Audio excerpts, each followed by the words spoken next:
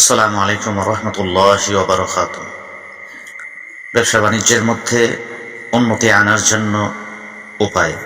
ব্যবসা বাণিজ্যে আপনি কি করে উন্নতি আনবেন? আপনার ব্যবসা চলতেছে না, আপনার দোকানপাট ঠিক মতো চলতেছে না, আপনি এই দোয়াটি কোনো পানির উপরে 3 বার করে ফু দেবেন।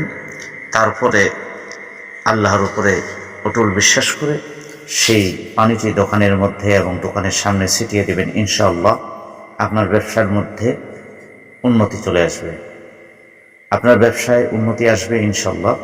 দোয়াটি হলো এই: আল্লাহুম্মা বারিক লাহু ফি সাবকাতি ইয়ামিনিহি, আল্লাহুম্মা বারিক লাহু ফি সাবকাতি ইয়ামিনিহি।